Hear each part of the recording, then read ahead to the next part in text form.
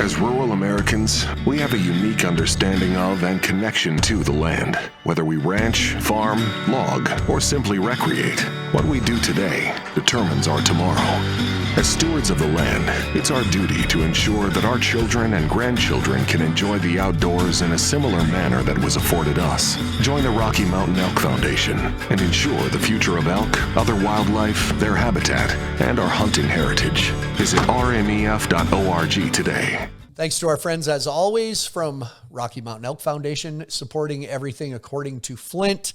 And welcome to episode number 53. Really looking forward to having a very good friend, a guy that has become a good friend to me. First Brazilian bullfighter to really make an appearance here in the U.S., Lucas Teodoro. And I've joked forever that when we've done social media things and recorded things, Lucas is always the guy that sits in the corner and giggles. But he has become comfortable with his surroundings, comfortable in the arena and out of the arena, and with his language barrier that he had at one time had. And lo and behold, we discovered Lucas Teodoro is funny. Full of some great information. He's got a great story. And more than that, just a good friend and a really nice guy. So enjoy episode 53, Lucas Teodoro, after a word from our friends at Pendleton Whiskey.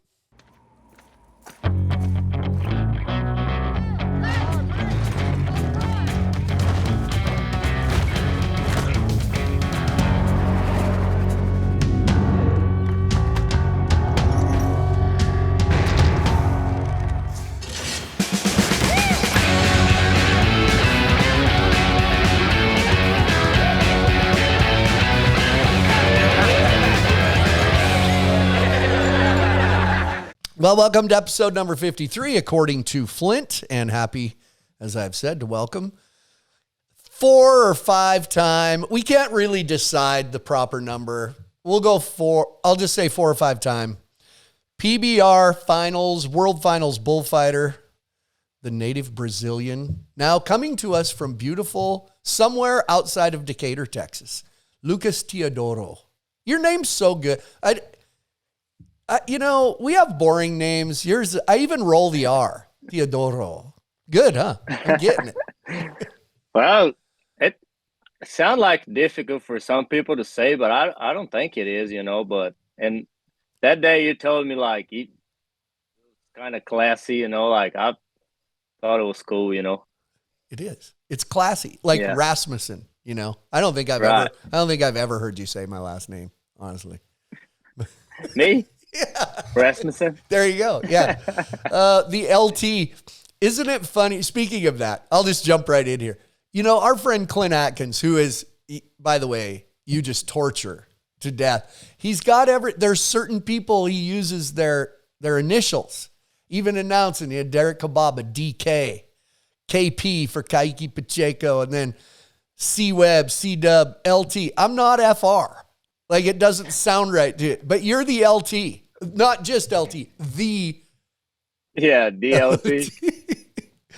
Oh, Clint, he's funny, like he makes up some stuff that it keeps it fun around, like in our locker room and everything. It's a good energy. Yeah, we have it's a pretty good, we've talked about it before around you. I don't know if there was times I didn't know if you were paying attention, but now I've realized you always sat in the corner and giggled and took it all in. But I never take for granted kind of the tone we have in the locker room, because I've been in the locker room when it's never been bad, but not as good.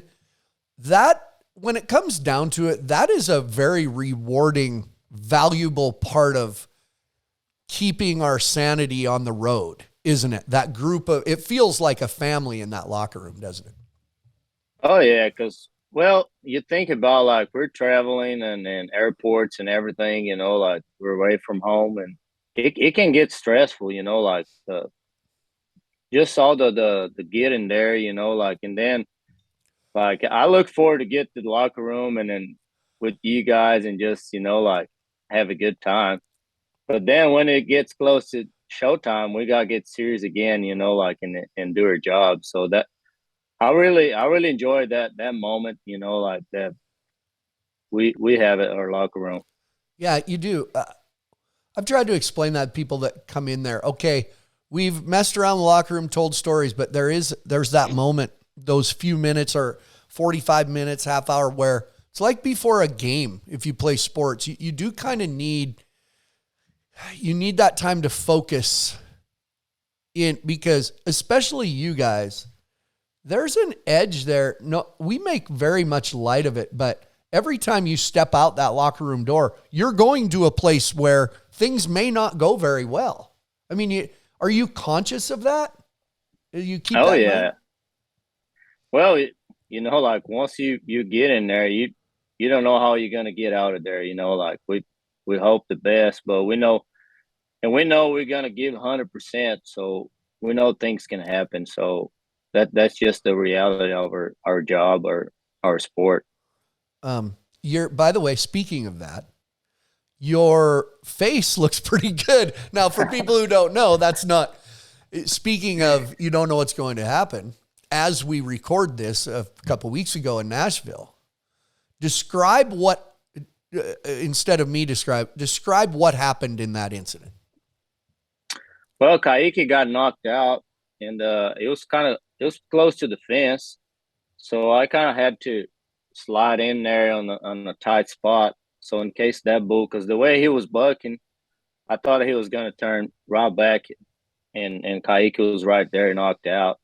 So like I got in there, and then instead of turning back, he jumped forward and kicked. I kind of got away from that first kick, but the second one, he got right here on my face and broke my nose, like I didn't see it coming, and I just felt, and glad it didn't knock me out. So I was able to go back next day, and they took me to the sports med. Tandy worked on me, and it was all good. But next day, my face was pretty swollen. It was, you looked like Rocky Balboa. Rocky, cut me, Mick. You did. And I didn't even know if you got the reference, but so I've watched that video. For one, there's not a real good angle on you because cameras focus on the rider and the bull. I've watched it back several times, and even watching, because those bulls snap when they kick so hard, I never do quite catch where he got you, because he kicked your hat into the air, and his next kick, he kicked the hat. Yeah. He was good. So I never quite got him.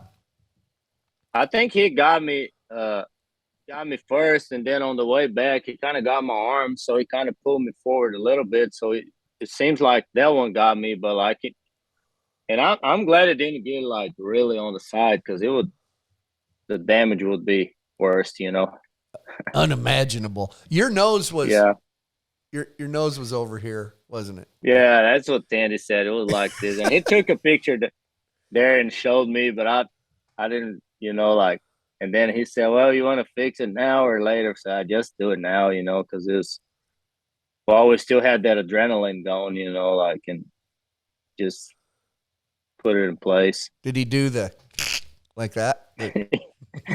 Yeah, just kind of pushing on the side, and Did you piss your pants a little bit? It hurt, but I think everything, that adrenaline was going, so I just want to get it done, and that's part of it. You know what sucks about that? And I think it did for you that next day, because you stayed in the locker room till the time you had to go in the arena. Every person that talks to you, are you okay? Hey, how's your nose? Don't you get tired? Pretty soon I went and found you in the locker room, remember? And I kind of warmed up with you. Yeah. You were hiding, weren't you, from people talking about it? Oh yeah. I just, and we had a big locker room. So I just going to stay here, because it was close to where we had to get in the arena. So I just stay here and then do my warm up and just kind of focus, because that way you're not talking to people, like asking how you were and this and that. And I just want to get my mind on on fighting bulls, You and I have talked a little bit. This fall is a little different. This end of summer, fall, it used to be the second kind of third of the season. With the team, we had a talk the other day, with the team format and however it's presented on TV, and the bright lights, the stage, the arena looks different, the sound is different. There's all of these changes with PBR in this part of the season for you and Webb and Jesse, whoever's there, your job's still the same, isn't it? That doesn't affect you. Yeah, it didn't change nothing for us. We still gotta keep the bull rider safe, and do our job. There's a little details that set up, and then that corner gets a little tricky to work on it, but it we gotta figure out, we just I just hope, and it's cool to watch the team do, it's different, and I think it's a transition for everybody, but for us, it's pretty much the same. When it gets time, we got to go there and do our job. I've always thought that sometimes the people building arenas, and even this arena now, that isn't a fault of anybody. A sharp corner in an arena is not your friend. That it creates issues, doesn't it? And the corners are 90-degree corners of the new arena. That does create some issues of sliding in and out, doesn't it? Oh yeah, because if you really got to get on that corner, there's no way to go. Like Dusty Tuckness in Anaheim, Kaiki got bucked off right there, and he had to get in there, and then he was stuck, and then the other two guys need to be aggressive coming from the outside, and then pull that bull away from that guy. So it's, if you don't really need to be there, like if the ride's going towards the middle of the arena, you just slide out of there, and then because you don't want to be against those panels. Yeah. Sounds to me like the common problem here is Kaiki Pacheco. Sounds like we've just told two stories of wrecks, and they're both Kaiki. That's right. Maybe that's the problem. Maybe maybe we should call him and tell him, hey, what's going on? What are you doing, man? Get your ass going. You're getting guys killed out here. And hey, the thing with Dusty Tuckness in Anaheim is that's the bull every single one of us hates. Wasn't that the bull? Wasn't it that big mean bull, or was that a different one? Well, the one that hooked him on Sunday was a legit red. Yeah, that red bull. Yeah, he's awful, man. He's mean. I hate him. Oh, everybody hates him. Everybody hates him. A few episodes ago, I had Paulo Crimber on here. Interesting guy. Paulo's a good dude. Know what I mean, buddy? Yeah. Know what I mean, buddy? Yeah. Denner Barbosa imitates him. Know what I mean, buddy? Yeah, Denner. But we had a really good talk about the process. He was one of the early Brazilian riders to come over and ride here. And he talked about comparing the process of coming into the country then, where it was just, they were kind of on their own. And now there's a pretty good network of Brazilian riders, yourself, which has really helped and improved the process for you guys. Tell me a little bit about when you decided to come to the U.S., that process. Complicated, scary. What'd you go through coming over to establish yourself here? Well, Flint, when I really decided, I didn't really come by that time, and I had some issues on getting my visa and stuff. But when I first got in my mind that I wanted to come, I started doing English classes, there, because to me, the bull riders, they can go anywhere, pay entry fees, and then they're going to ride, Is speaking English or not. But to me, to get a job, I need to be able to talk to people, and that was the deal. So I did classes there for probably 5 years. And then I got to come the first year in December of 2012. And it wasn't that complicated because there was a bunch of guys around already. So I stayed a couple of days at Rubens Barbosa's house until and then JRV, Eduardo, and some other guys came, and we all ran an apartment together, and then we lived together for a couple of months. But first 2 years I was back and forth, and so I would come here and stay like 3 or 4 months and go back and go there and then work and then 2015 I decided to stay here and then. But I think the thing that really helped me was like knowing a little about the language. Yeah. I didn't have the language barrier. It wasn't too hard for me. When it comes down to it, Apollo talked about the same thing, that he encourages all the riders that come over here. If you weren't invited, you're a guest. Nobody invited you. You're a guest. Yeah, And right. he's a big believer in don't be lazy, learn the language of the country you're in. I found that interesting. Is it discussed amongst the riders? I mean, I hear you guys talking all the time and I don't know what the hell you're talking about. Are there certain guys that obviously there's certain guys that really want to learn the language? I mean, freaking Jose Vitor Leme is unbelievable how he has learned the language. Is it discussed? Yeah. Do guys talk about yes or no on that? Yes, and some guys doesn't really wanna learn, and they use like excuse, man. I don't want to stay here. Whenever I be done riding bulls, I'll go back to Brazil, and then I'll say, yeah, but you're here now, like, and then so the chances of you making more money with sponsorship and stuff if you speak English, it's better, because like who's gonna put their brand on you, and then if you win the event, you can't do an interview, Yeah. like somebody else have to speak for you, and that kind of stuff, and then some are like really trying to learn, and then just like Jose, like in 1 or 2 years, he was speaking a good English already, so I think it's just a different mentality. I think the younger generation probably gonna do it better, of learning and stuff. And then it's just hard, and then, like, to me, I like to talk to people, like knowing everybody. So I don't think I would still be here if I didn't speak any English, or I don't know if I would have any success too. I think, and it ties completely into what you said about sponsors, is that the fans want to know everybody. They want to know me and you.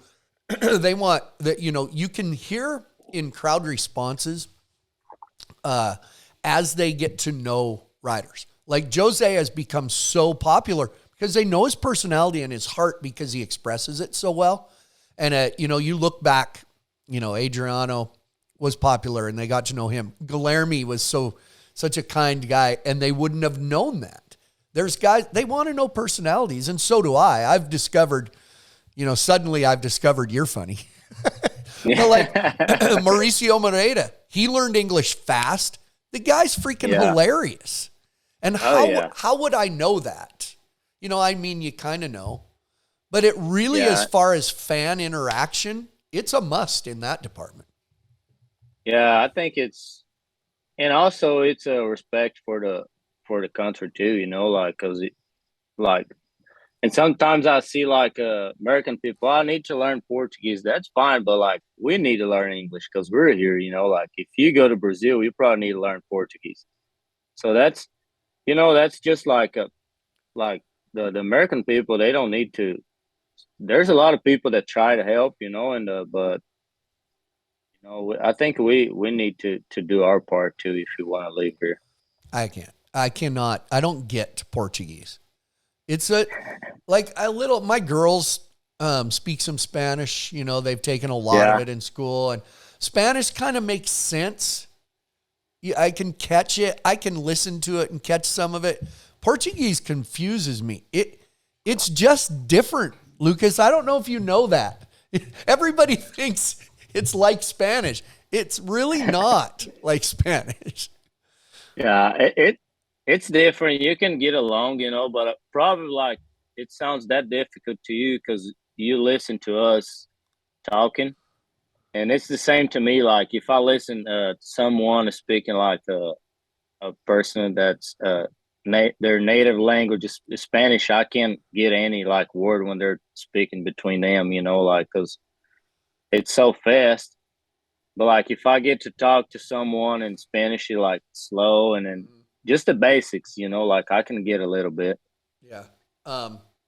My girls tell me, you always try to teach them, their mom was a Spanish teacher, fluent, and teach them to have an accent when they speak Spanish. Buenos dias. Don't do it like an American. Buenos dias. But like CA kind of. But my girls tell me that when I try to speak Spanish with an accent, I talk like a Brazilian bull rider. That's what they always say. Hey, buddy. Hey, buddy. How you doing, bud? They're like, Dad, no, that's wrong. You guys are a bad influence on my Spanish. Damn it. Every Brazilian, there's somebody waiting. Buddy. There's somebody waiting in the airport selling them. Hey, buddy. Yeah. They all know, buddy. That's first word. What was your, I always am curious. Early on, some of the earlier bull riders, we kind of knew backstories. Robson Palermo had an interesting upbringing, no shoes and a dirt floor shack in the jungle. And, Marco Iguchi was a city kid, kind of a skateboarder type kid. I love those backgrounds. What about you? Were you rodeo, ranching? What was your upbringing back home? Well, not really, Flint. I'm from a small town in Brazil. So I was raised in the town, but like my grandpa has always been like a farm manager, and my dad, like his deal, he always worked with coffee, like that coffee is big in my town. So he was a broker. He would buy and then from the farmers and sell to the big companies, like out of the country. So that's pretty much how he raised us. And somehow he got involved on the rodeo at my town on the committee. So I was kind of around like that time of the year. It was around at this time, September.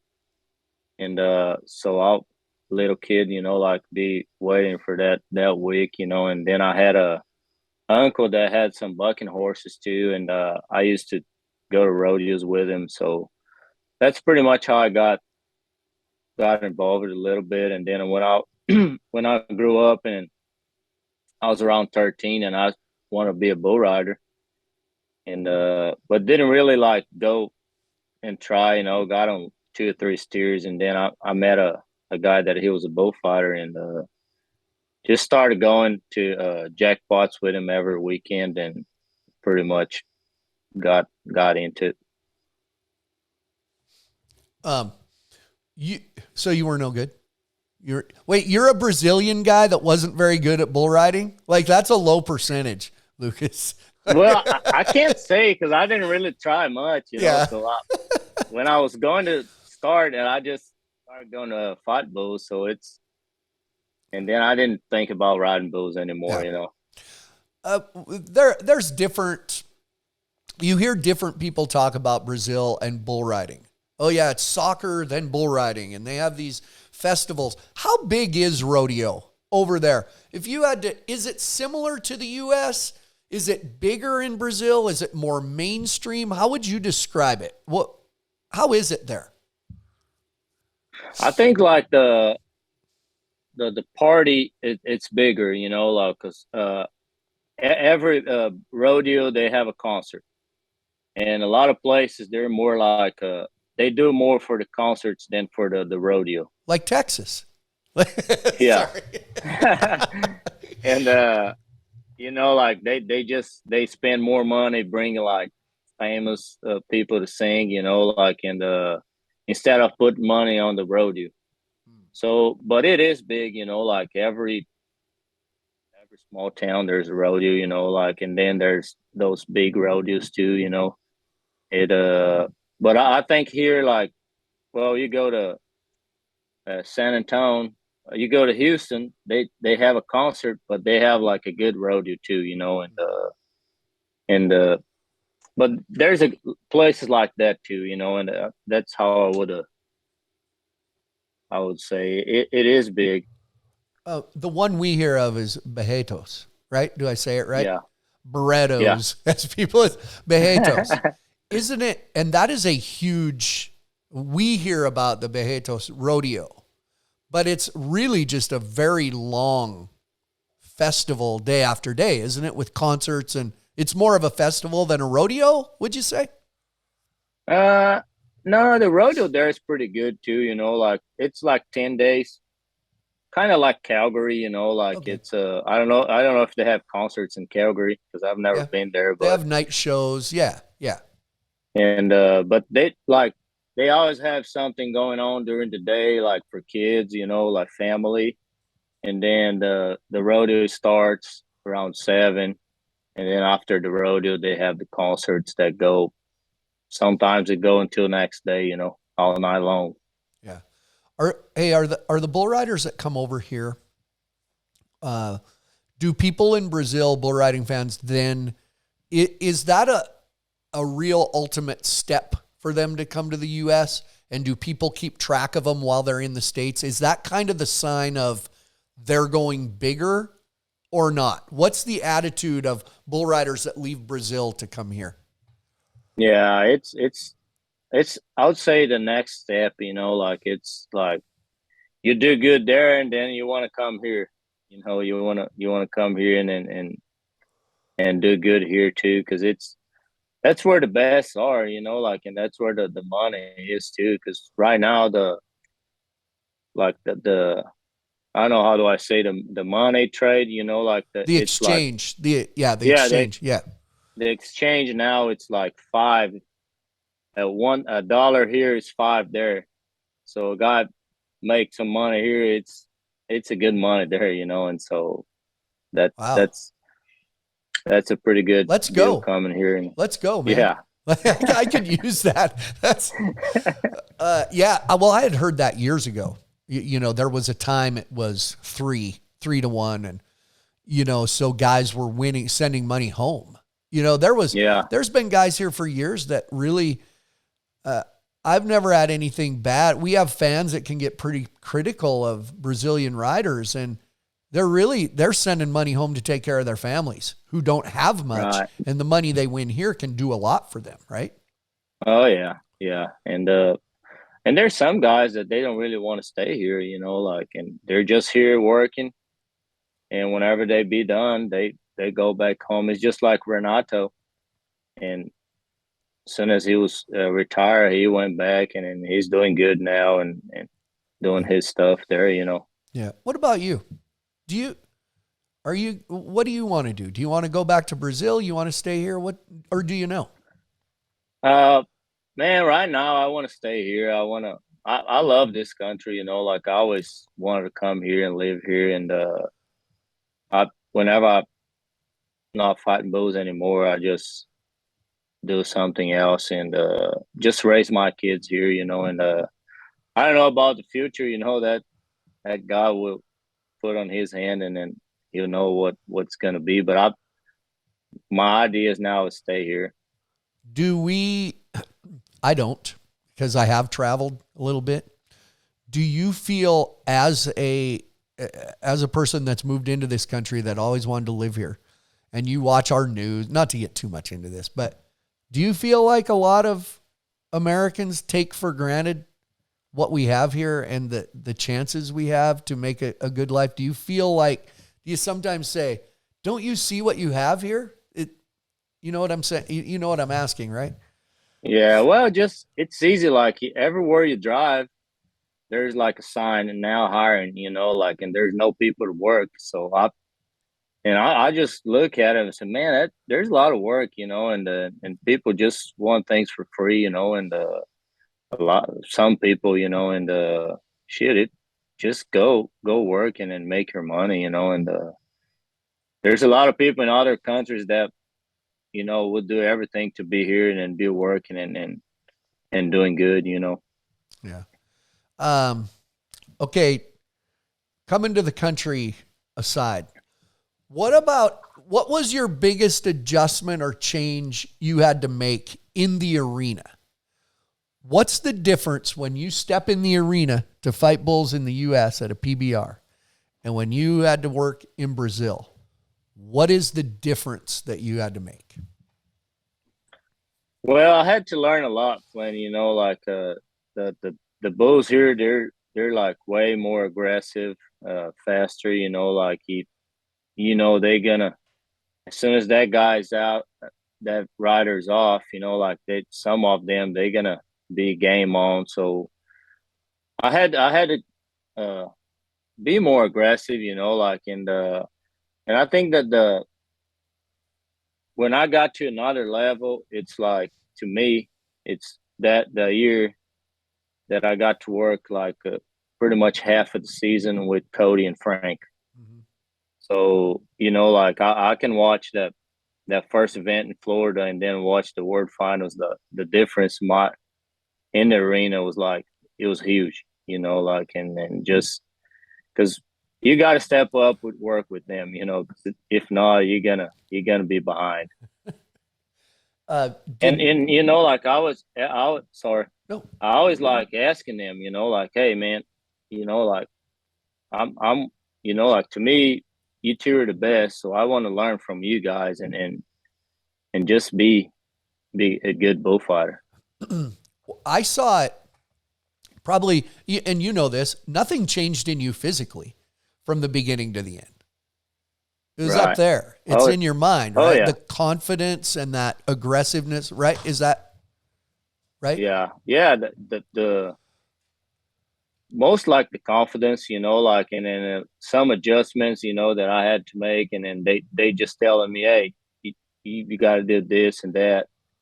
And it's, it's unbelievable, man. How like you surround yourself with great people, you know, like you're gonna get yourself better. Do you, the good thing when you talk, and you had guys like Shorty and Jesse, you know, I can name probably the guys that helped you out a lot were probably Shorty, Jesse, Frank, Cody. You know, Right. and your Cooper Wan's in there, Dusty Tuckness, but early on, Yeah. right? Was any, would you say, if I had to pick, I would say Cody would probably be the most outspoken, kind of giving you tips. Am I right? Or would it be Frank? I think both of them. Like every time I was with them, you know, like in the, you know, Frank. Every time like I think it was Fort Worth, like 2 years ago. Like every time I would go to a UTB event, you know, like you don't want to mess up there, you know, like, and so everything that happened, I would go to him, hey, I do anything wrong? So like, and then like at one point he said, man, nothing that happens like you're doing wrong, you know, like not everything. You're doing good, man. You know, like you're here because you earned your spot here, and you just gotta just do your thing, you know, like quit thinking. And I think that was like, man, you know, I gonna, you know, like just quit thinking and then just react, you know, and pretty much. But Cody, like we talk a lot, even during the week, you know, like if I got some stuff and I'll send videos to him or Frank. Say, hey man, what do you think? What do you think I should have done? You know, and because I think that's the only way we're gonna be a good bullfighter. You know, like and just trying to learn from guys that you think they're the best. Yeah, but how did Frank really say it? Like, hey man, hey baby. Hey man, hey man. Hey Lucas. Hey man, it's Frank. Hey baby. Oh, You Frank. notice as soon as you started saying something about Frank, I smiled and kind of started Yeah, giggling because Frank was always and always has been very intent. We talk about Frank lovingly because he's a guy that he's when it consumes him. Bullfighting has been his life. yeah, Like, don't you find and Cody, Dusty Tuckness is that way. Cody is the same way. yeah. That is what they are about. There's Right. a real talk about passion for a sport there, right? Yeah. Well, Cody, like he was telling me the other day, like him with 10-year-old, like being a 10-year-old, like fighting them old big bulls, you know, like that's something, man. And him, and him and then Tuckness, like they're where they at because they're not, like they're good at it, but like they put the work in it too.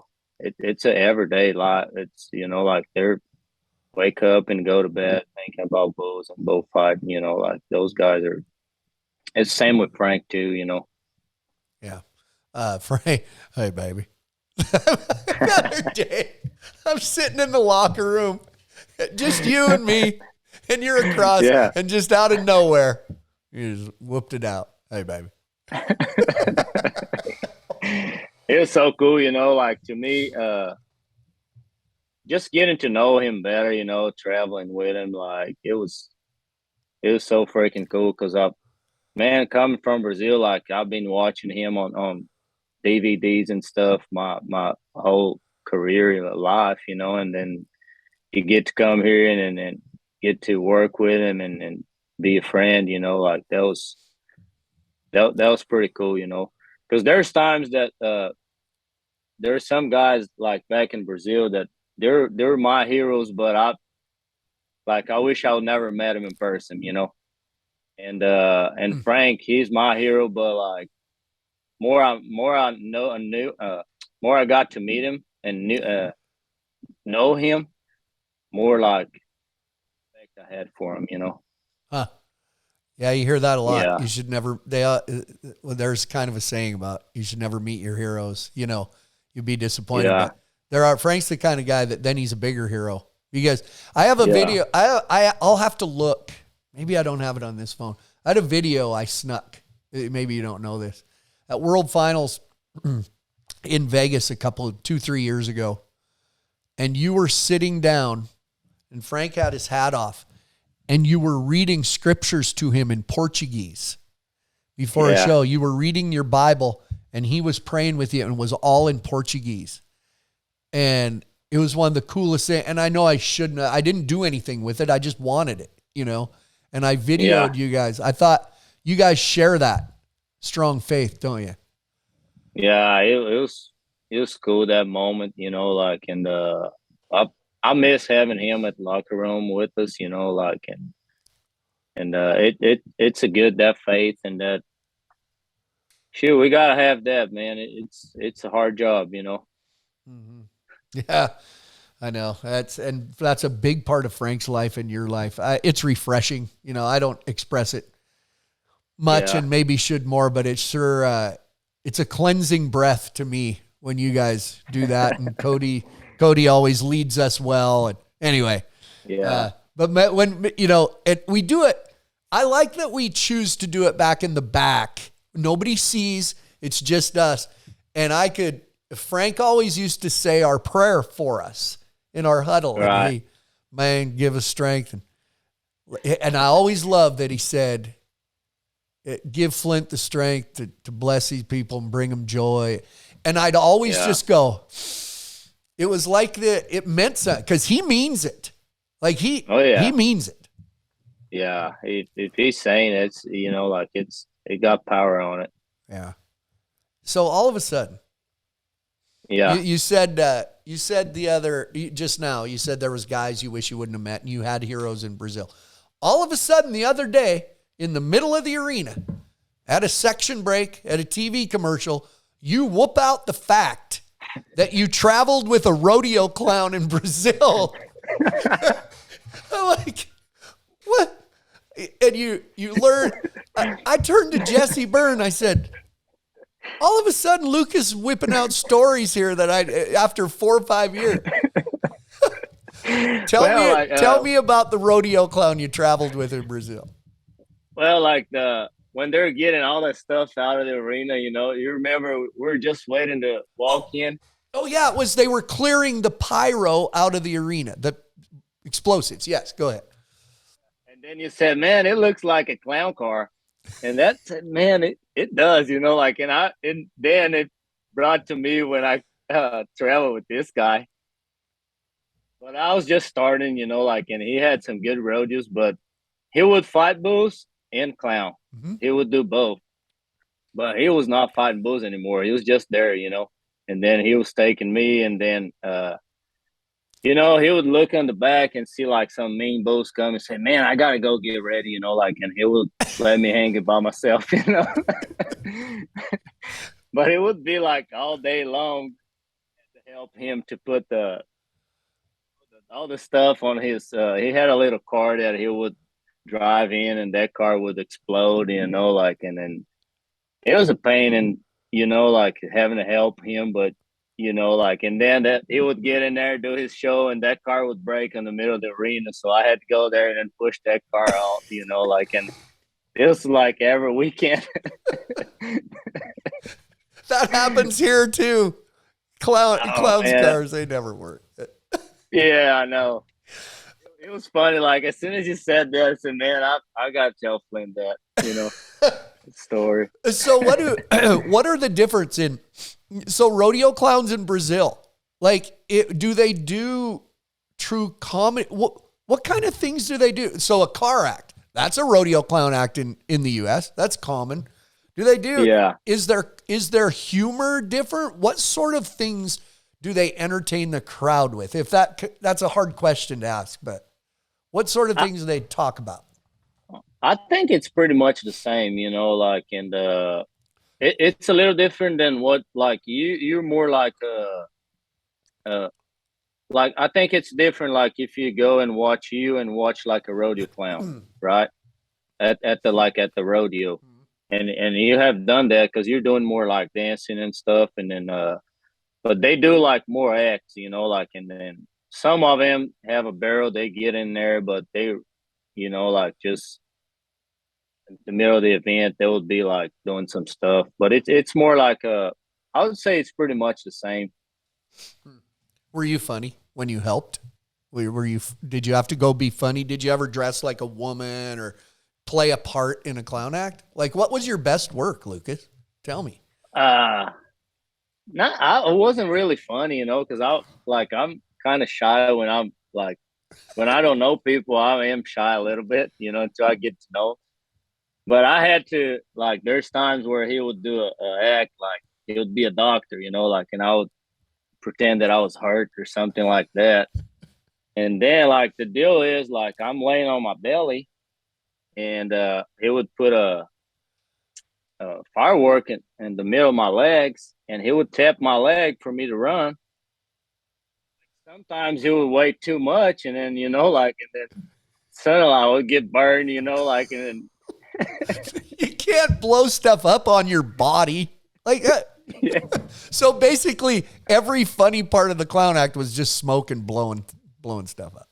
Yeah, you know, like it's crazy. It was a good time, you know, like it kind of helped me on getting to do some good rodeos, you know, like, and give myself for people to see me. I think it's relaxing. I you know, when I did rodeos, I had clown acts, and I'd have the bullfighters help me. Joe Bumgardner and Lloyd Ketchum and Shorty helped. Frank, I was in, I'll never forget where it was, Burwell, Nebraska. I have this act. It was a big box, and I turned into Elvis in this act, and it had buttons, and I'll never forget when I'd crawl in, there was these two buttons that blew smoke later in the act, and I'd always say, "Don't hit those buttons." When we'd go out, don't hit those buttons. So I crawl in, and the door cracks open, and Frank says, "Oh man, sorry, I hit one of your smoke bombs off." He knows. But I always thought, I had a lot of bullfighters, they liked it. And like Cody Webster, he'll play along in the arena once in a while. Yeah, I think it takes your mind, and it also humanizes you to the people watching. It makes you more approachable. Yeah, I think it's relaxing too, you know, like it's fun. Okay, well, I'll remember that, because now you're in when I need you. But I have all these, I'd go live, Facebook Live or whatever in the locker room. Remember, Webb does it sometimes. Hey, we're live in the locker room. We go around and everybody'd say something. Hey, man, we're getting ready. And I look, let's see what Lucas is doing. What were you doing every time? Just sitting in the corner. Just sitting in the corner giggling. There's Lucas. All that time, you just sat in the corner and giggled. All of a sudden, in the last 7, 8 months, you started talking more. We didn't know you were so damn funny, man.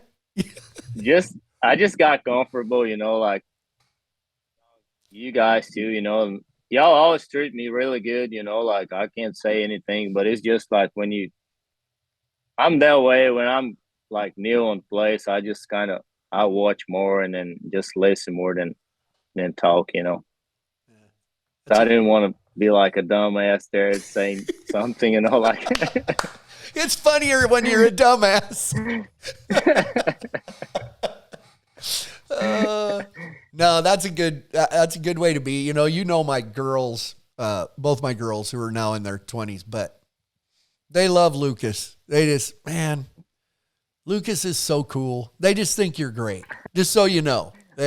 Oh, thank you. Yeah. Thank you. I mean, they like the other guys too, but they like Lucas. I think they think you're cute anyway.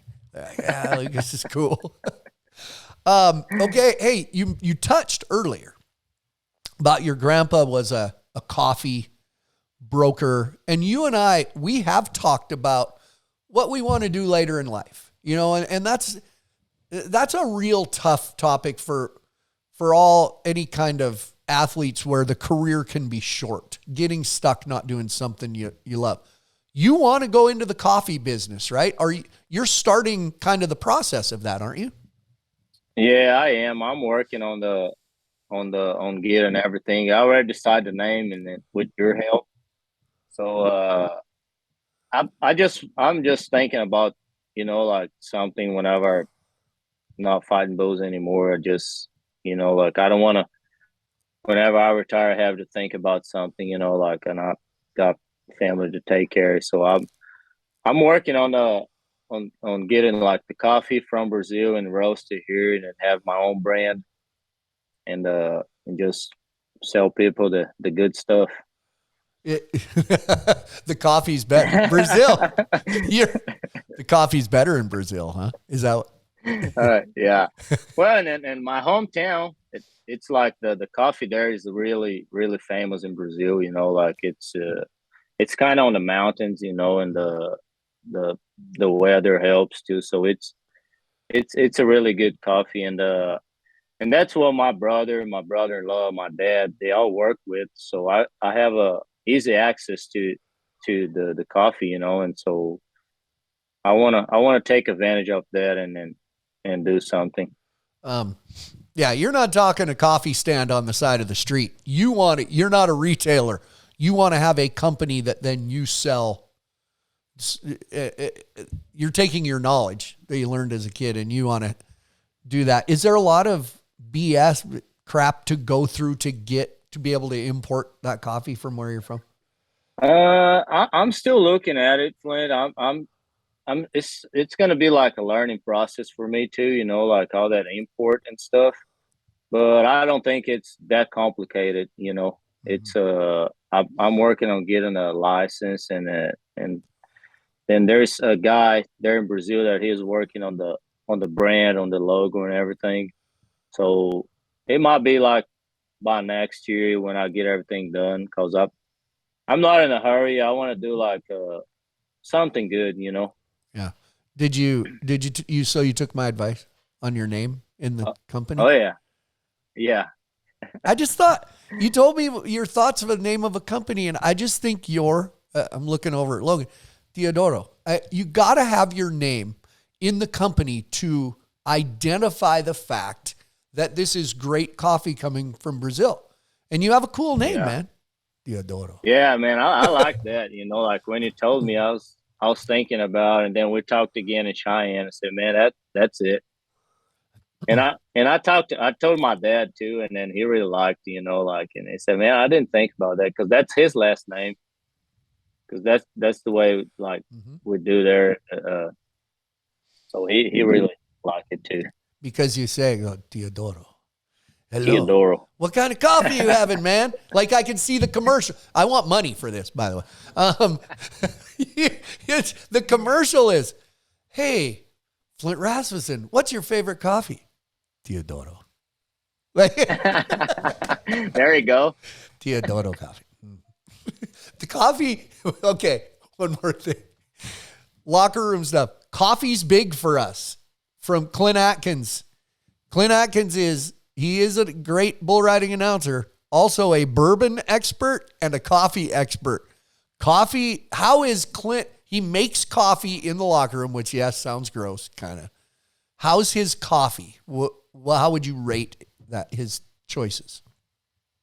It's good. It brings that Texas pecan. It's pretty good, you know. I like it. No, it's that damned old Texas pecan. That's what it is. But yeah, he's picky. You're picky about your coffee. I know. It's good. About 40 minutes before a show, we whip out some Texas pecan. Last week it was the Taste of Austin. That was his coffee. With a touch of cinnamon, he said. There's a Texas pecan with a touch of cinnamon. I missed that. Oh, yeah. Congrats on before I let you go, your family, your kids are small. Ingrid, your wife Ingrid? Yeah. Right? Ingrid, yeah. And what are your boy? I know your son. It's Gabriel and Giovanna. Not Teodoro. Giovanna? Giovanna, yeah, the girl.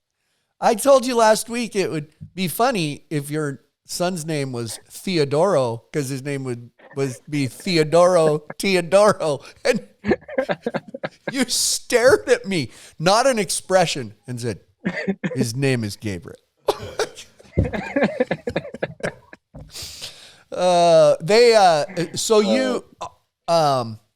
You want to raise them. You said you want to raise them, send them to school, U.S. as far as education and the opportunities here. It sounds like that's important to you, to raise them in a place that you're very proud of and comfortable with.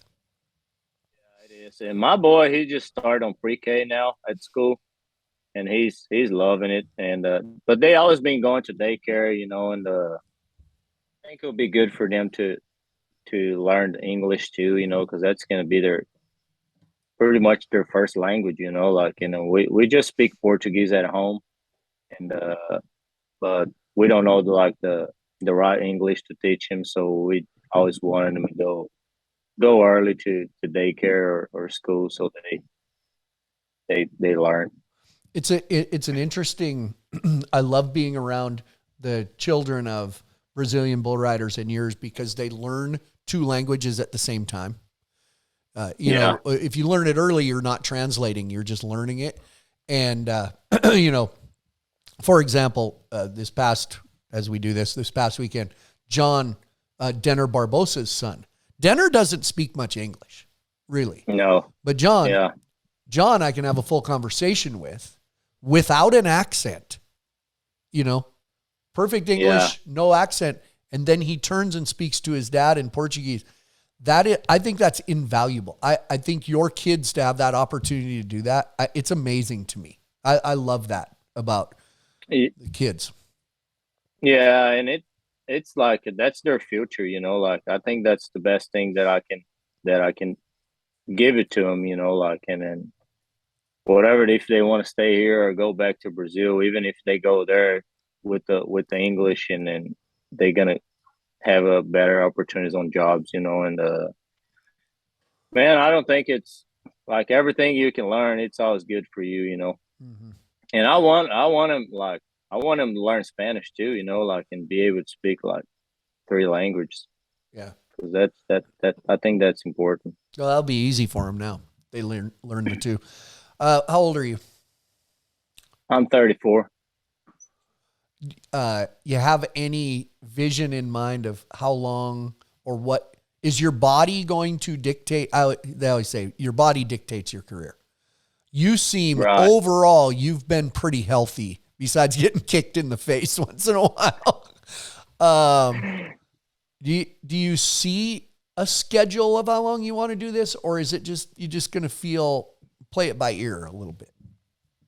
Well, I'm pretty much going to play by ear, but I think if I'd like to go like 42, 44, you know, like, and it's all like our job. It all depends on your body, you know, like injuries that you're gonna have. Like I take a good care of my body, and then working out and doing just trying to keep healthy, and but I'll get to 42, 44, I'll be happy. I said that too. I did that. Yeah. I used to say, if I'm 45 years old doing this job, just put me out of my misery. I won't pass that. So, well, you know what? I appreciate your time, but it is a joy. It brings joy in my life every week to spend time with you in the arena and in the locker room. I want you to know that. I know I probably never told you that, but when I walk in and you're sitting in your corner, because you're always in a corner, giggling, I always know there's going to be joy. And that's what it's all about. Thanks. And I appreciate it. That means a lot to me, Flint. Like you're a guy that I've been, like I always look up to, like in all of you guys in that locker room. So I have a lot of respect for you guys, and so that means a lot to me, and I really enjoy being around you too. Well, we'll keep doing it, okay? All right. We'll keep after it. Thanks, Lucas. Thank you, Flint. I'll see you in a couple of days.